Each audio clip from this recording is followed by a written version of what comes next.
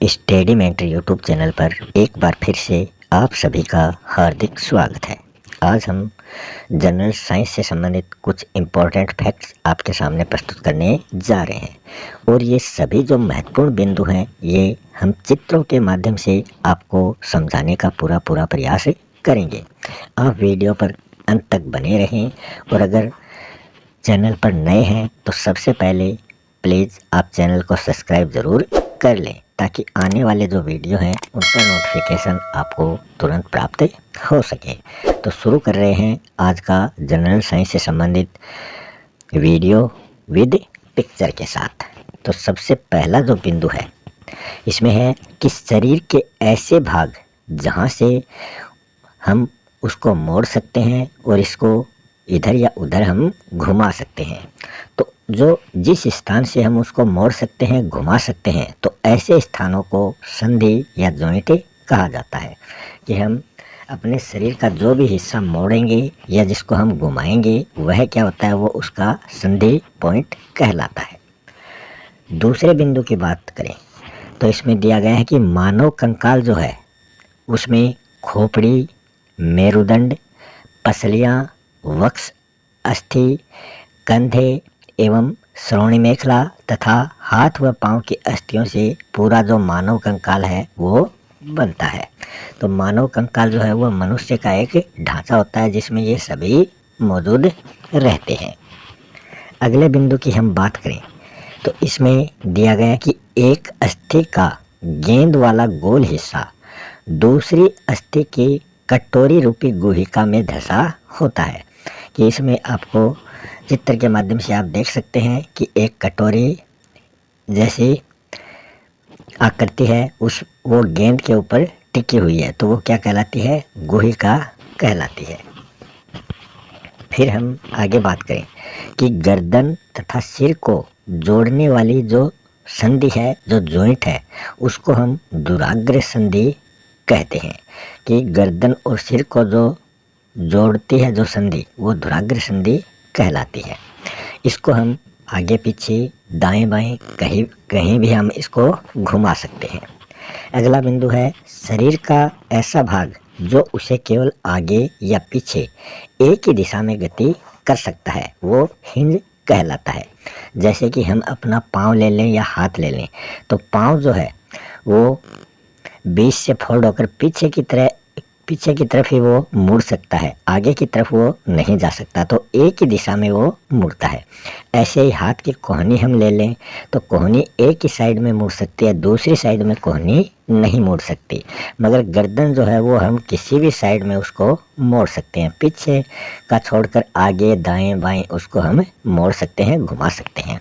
तो इसमें हिंज में केवल वो एक ही दिशा में गति कर सकती है, वो हिंज या कब्जा कहलाता है।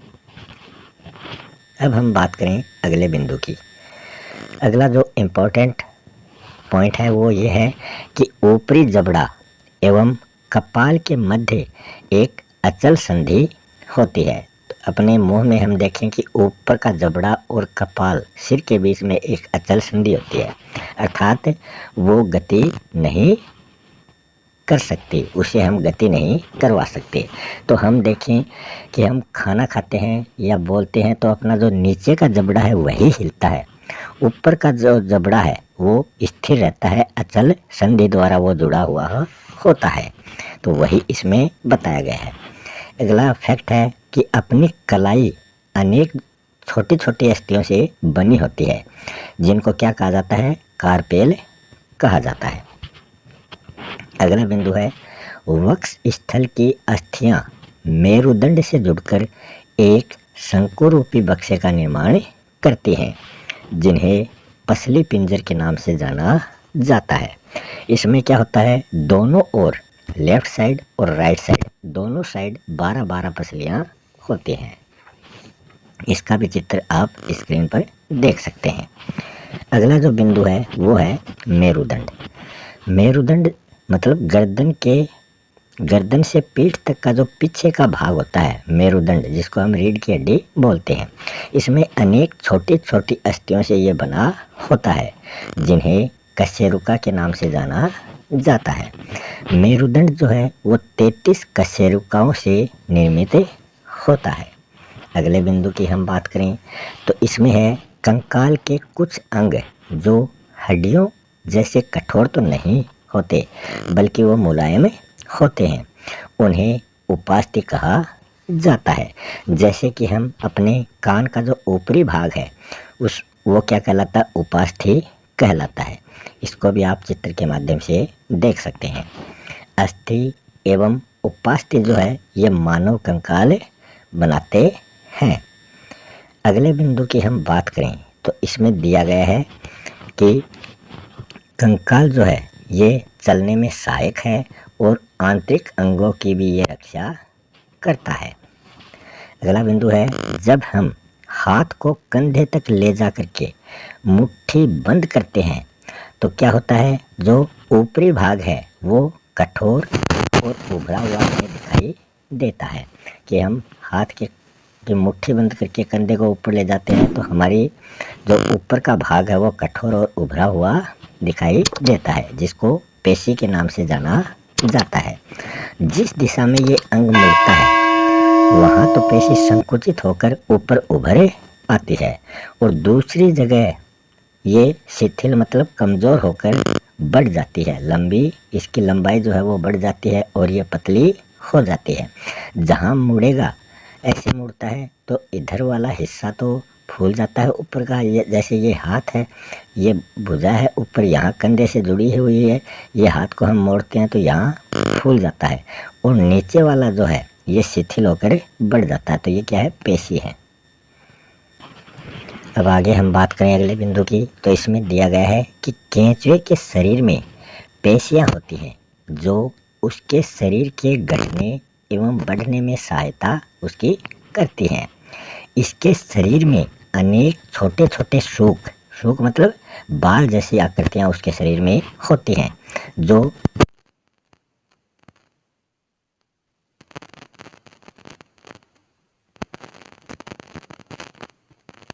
केंचुआ क्या करता है, केंचुआ जो है वो मिट्टी खाकर जो अनपचे पदार्थ होते हैं उनको खाद के रूप में बाहर निकालता है और वो खाद जो है वो किसानों की खेती के लिए बहुत ही उपयोगी मानी जाती है। अगले बिंदु की बात करें, घोंगा जो होता है उसकी पीठ पर एक गोल संरचना होती है। ये जंतु की बात हो रही है, जिस गोल संरचना को कवच कहा जाता है। यह है घोंगे का जो बाह्य कंकाल है जिसमें अस्थियां नहीं होती, कोई भी हड्डियां उसमें नहीं होती, वरना वो गोल आकृति उसकी नहीं होती। केवल नहीं मतलब कवच जो है वो एकक के रूप में निर्मित होता है और यह चलने में उसकी मदद नहीं करता। चलने पर उसके शरीर से सिर एवं पैर जो है वो बाहर निकलते हैं। तो ये घोंगे के बारे में बताया गया है। अगले जंतु की हम बात करें तिलचट्टे की, तो तिलचट्टा जो है वो ज़मीन पर भी चल सकता है, दीवारों पर भी वो चढ़ सकता है और वो वायु में भी उड़ सकता है। इसके 3 जोड़ी पैर होते हैं। एक जोड़ी में कितने होते हैं, 2, तो 3 जोड़ी में इसके 6 पैर हो गए। शरीर जो है वो बाह्य कंकाल द्वारा ढका होता है और वो कठोर होता है। आप इस चित्र में भी इसको देख सकते हैं। इसके 2 जोड़े पंख होते हैं। इसकी जो पेशियां हैं वो चलने एवं उड़ने में उसकी सहायता करती हैं। तो ये तिलचट्टे से संबंधित महत्वपूर्ण बिंदु हो गया। अब हम बात करें आगे पक्षियों की, तो पक्षी जो होते हैं ये पक्षी है। पक्षी के शरीर में वायु प्रकोष्ठ पाए जाते हैं जिसके कारण उनकी जो अस्थियां हैं वो हल्की एवं मजबूत होती हैं और उसके आगे के जो अग्रपाद जो हैं उनकी अस्थियां उड़ने में उसकी सहायता करती हैं, उन्हीं के कारण वो उड़ सकता है। और जो पश्चपाद होते हैं उनकी अस्थियां उसे चलने में सहायता प्रदान करती हैं, जो उसकी पाँवों में पाई जाती हैं। अग्रपाद जो है वो उसके पंखों में पाए जाते हैं ये अस्थियां, और पश्चपाद की जो अस्थियां हैं वो उसके पैरों में पाई जाती हैं। अगले बिंदु की हम बात करें कि शरीर का जो आगे का भाग है वो मध्य भाग की अपेक्षा पतला एवं नुकीला होना क्या कहलाता है? धारा रेखीय कहलाता है। जैसे आपने मछली का चित्र देखा होगा तो मछली का जो बीच का भाग है, मध्य का भाग है, वो तो मोटा होता है और उसका आगे का भाग जो है वो पतला और नुकीला होता है ताकि वो जल में आसानी से तैर सके। इसके अग्र भाग की दिशा के विपरीत पश्च भाग, पीछे के जो भाग है वो उसका पूंछ के द्वारा मुड़ता है। तो जो मछली है वो पानी में तैरती है तो वो मुड़ती किसकी सहायता से है? किसकी सहायता से वो आगे बढ़ती है? तो वो अपनी पूंछ की सहायता से उस पानी में तैरती है। उसमें क्या होता है, उसका जो मुंह होता है उसकी उल्टी साइड में उसकी पूंछ होती है। जैसे मुंह इधर है तो पूंछ उसकी इधर हो जाएगी, ऐसे उल्टी साइड में वो हो जाती है। मुंह अगर इधर हो गया तो उसकी पूंछ इस साइड में हो जाएगी, तो वो विपरीत दिशा में मुड़ती है और एक झटका उसको प्रदान करती है वो पूंछ, और उस झटके के साथ ही वो मछली आगे बढ़ती है। अब हम अगले बिंदु की बात करें तो इसमें दिया गया है कि सांप का जो मेरुदंड होता है वो बहुत लंबा होता है। इसकी असंख्य पेशियाँ जो है वो मेरुदंड, पसलियाँ एवं त्वचा को भी एक दूसरे से जोड़ती है। तो आपने सांप देखा होगा, उसके पाँव नहीं होते, वो रेंग कर चलता है। सांप का जो शरीर है वो वलयाकार मतलब एकांतर क्रम में मुड़ा होता है जो उसे आगे बढ़ने में उसकी मदद करता है। तो सांप जो है वो ऐसे वलयाकार रूप में चलता है। तो ये सांप के बारे में बताया गया है। अगला जो बिंदु है वो है ग्रीक दार्शनिक अरस्तु जो है उनकी पुस्तक का नाम है ग्रेट ऑफ एनिमल्स। तो इसी के साथ आज का जो अपना वीडियो है वो यहीं समाप्त होता है। मिलते हैं नेक्स्ट वीडियो में एक नए टॉपिक के साथ। तब तक के लिए जय हिंद, जय भारत।